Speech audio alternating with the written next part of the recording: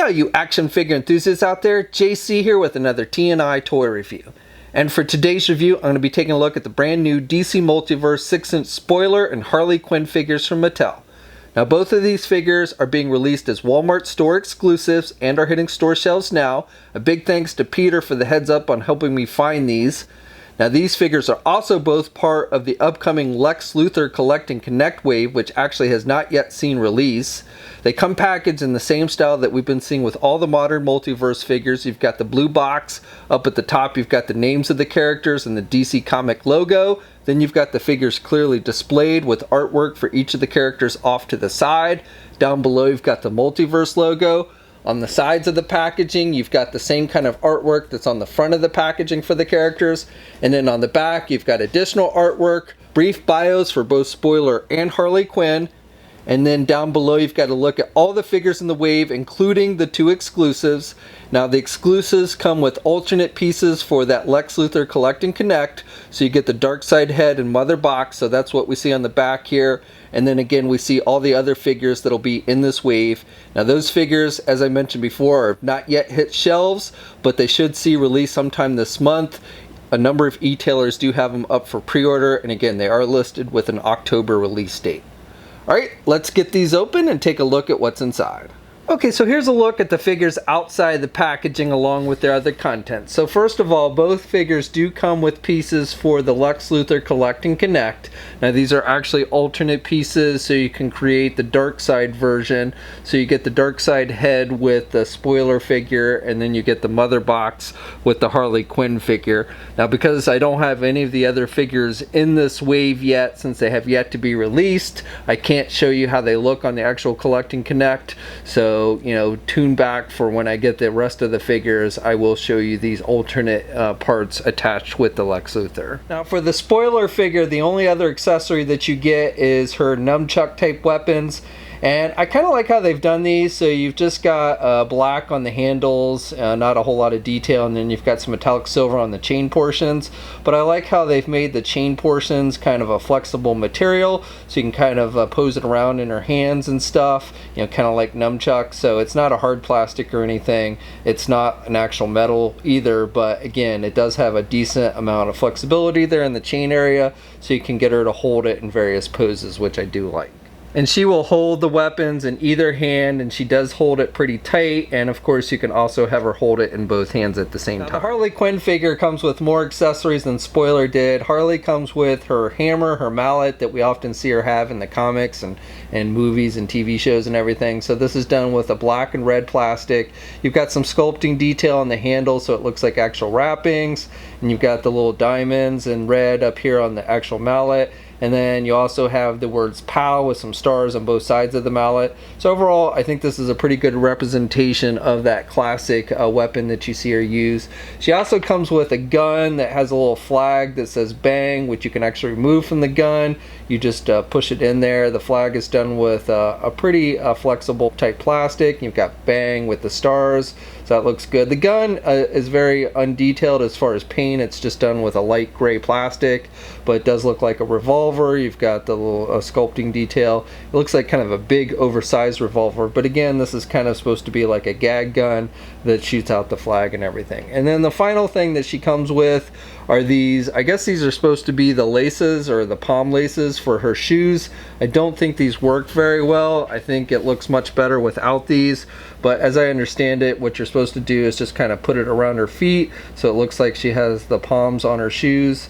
Again, I don't think this works terribly well. Okay, now for the figures themselves, starting with the Harley Quinn figure. Now, the two figures, this is probably my least favorite. The paint applications are a little bit more sloppy on this figure, but my biggest complaint comes, I just don't think the character should look this bulky. She just looks too bulky in my opinion. Harley is a more petite looking character. Now I know that she has appeared differently over the years, so there is probably artwork that would correspond with this more bulky look, but I just particularly don't like it that much. Now, I do like the head sculpt. I think they've done a pretty good job with that. The paint applications are solid with the head sculpt. You've got the yellow blonde hair with some wash in it, and then you've got the blue on one side with the ponytail and pink on the other. So I think that looks good. I think the paint applications on the eyes look good. I like how you've got the makeup over, you know, a little bit of blue over this eye and a little bit of pink over this one. You've got the eyebrows that are painted, and then she's got some blush on her cheeks with the white skin and the red lipstick. So all of that I think comes off looking pretty good on this figure. She's got the little collar, which I believe is just painted on there, and you've got a little detail with a little bit of yellow there, and then she's got the white skin, and that all looks pretty good. She's wearing the leather coat, and you've got the metallic silver for the zippers on both sides. She's got the black collar, and then the rest of the coat is red, and then on the back, I should say half the coat is red and half the coat is black. And then on the back, you've got pretty good detailing though. You've got a little bit of paint splotch here on the one side with the red, and then like here on her arm, I've got some paint sloppiness, and you got the little difference with the red. I don't like this red here on the hinge joint either. They should have painted that black. That definitely stands out a bit. And then she's got the shirt where you can see her belly, and that's painted on there, and she's got the diamond and the star there, with a little metallic silver there in the middle, and then she's got metallic silver for her belt with the yellow star, and then she's got the really short shorts. But again, I've got some sloppiness with the paint here where you can see some of the white from the skin having come through or gotten there. It looks like, you know, some of that black has gotten scratched off. Even on the writing here on her butt, which stands out rather badly, you can see some white coming through there. So just again, throughout the figure, there's definitely a number of places where you've got some sloppy paint. Again, here on the leg, you've got some red there on the white portion. And then you've got the socks. The one side is the red socks, and the other side's the black socks. And you got the diamond and everything. And then you've got the shoes, which I actually like the shoes. I think the shoes look pretty good. So again, you have a little bit of sloppiness with the paint there. And you got the laces, but she's got the red shoe on the right side and the black shoe on the left side. But again, I do think the shoes actually look pretty good on the figure. So while it's not a horrible figure in any way, again, you've got some sloppiness, and then I just don't like how bulky this version of Harley Quinn. Now, spoiler, she is a much more petite character, and I think this figure does a pretty good job overall of capturing that look. I also like the head sculpt with this one with the hood. The hood is done with a fairly hard but rubberish type material. And then she's got the long blonde hair that kind of sticks out of the hood, and I think that looks pretty good. I like the eyes, good paint job there on the eyes and the eyebrows, and she's got the mask that covers up over her nose with the black, so I think all that looks good. Then she's got this collar piece, which is kind of part of the cape, and the cape is done with a vinyl material, and the cape is just done purple, which also matches this harness piece, which is separate, that comes down to the belt with the pouches, so I think all that looks good. She's got some sculpting detail on her lower wrists here with the gloves, and then here on her legs you've got a little bit of purple, and then the rest are black, and then you've got the boots, with which again you have some more sculpting detail. So like I said, overall much more solid paint job on this figure, and I just like the overall look. So between the two, I think this is definitely the better looking figure. Okay, now here's a side-by-side comparison of the two figures, and you can see how much taller Harley is here over Spoiler. Now in the comics, I believe Harley is the taller of the two characters, but I'm not sure she's supposed to be that much taller than Spoiler. And you can see the Harley Quinn figure comes in over 6.5 inches tall, almost 6.75 inches, and then the Spoiler figure comes in almost at 6 inches exactly. Okay, and for a few comparisons with the Harley Quinn figure, here's the DC Multiverse Suicide Squad movie figure, and you can see this new Harley Quinn figure is taller. And then also here's a comparison with the DC Icon 6-inch Harley Quinn figure from DC Collectibles. And of course you would expect this new figure to be taller than that one. And then here's a comparison with a recent Multiverse 6-inch Joker figure from Mattel, and you can see these two are practically the same height. Okay, and just for a comparison with Spoiler, I first wanted to show you with a couple Robin figures, since Spoiler first appeared, I believe, in the Robin comics, and with Tim Drake. Now this technically is Dick Grayson from the Batman the Animated Series, but in that show he wore the Tim Drake outfit basically, so, and this is the only 6-inch version of this costume of Robin I have, so that's why I'm giving you a comparison. This one's from DC Collectibles, and then also with the more recent Robin figure from Mattel with their Multiverse Robin. And you can see Spoiler is taller than both. And then for one more comparison, here's a look at the recent Multiverse Wonder Girl figure as well as the recent Multiverse Batwoman figure. Okay, now for articulation, starting with Spoiler, she can turn her head to the left and to the right. The hood piece is not attached to the cape or anything, so she can turn her head no problem. She does not have much in the way of back and forth movement or head pivot with this one. Arms attached with your standard ball hinge joint there at the shoulder, so she can get her arm out good. She's got good rotation. She does have a bicep swivel. She also has a swivel at the elbow and then a single hinged elbow, so she can bend her elbow about that much. And then she can turn her hands. She's got rotation there at the wrist and has hinges on the hand, so up and down movement.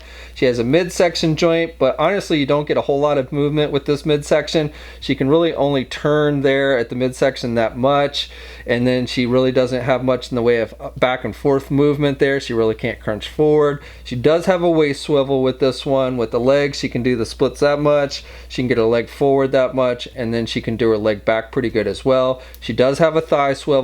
She only has a single hinged knee, so she can bend her knee that much, and then you do have a little bit of rotation there at the knee, but not too much. And in fact, I'd be a little bit careful because it feels like you might, it's a pretty rubbery joint there, so you might break it if you tried to rotate it too much. And then you have hinges on the feet, so up and down movement, and you do have ankle pivot with this one, and 2 peg holes on the bottom. Okay, now with Harley, she can rotate her ponytail, so you've got some articulation there with the hair, and she can also turn her head to left and right, no problem. She really does not have much in the way of back and forth movement or pivot there at the head. Now with the shoulder, she can get her arm out good. She's got good rotation there at the shoulder. She does not have a bicep swivel. She does have a rotation there at the elbow, and then she has a single hinged elbow, so she can bend her elbow pretty good there. And then she has rotation with the wrist, but she does not have hinge joints. I guess because she didn't have the sleeves or anything over her wrist, they didn't want to give her hinge joints there. And then she does have a midsection joint, so she can rotate there a bit at the midsection. Really not much in the way of pivot nor crunch. She has a little bit of back movement, but really can't move crunch forward very much there.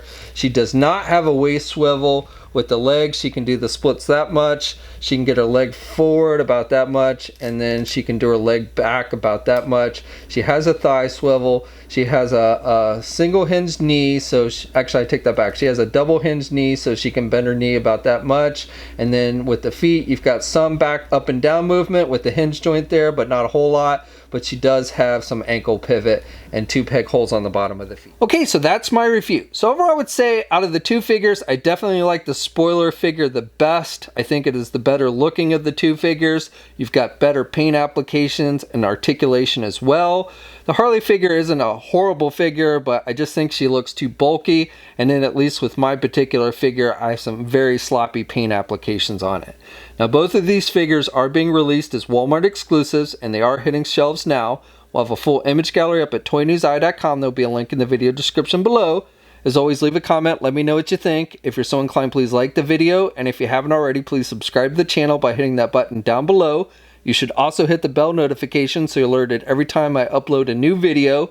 And of course, you can also follow me on my Facebook, Twitter, and Instagram accounts. And until next time, guys, I'll catch you later.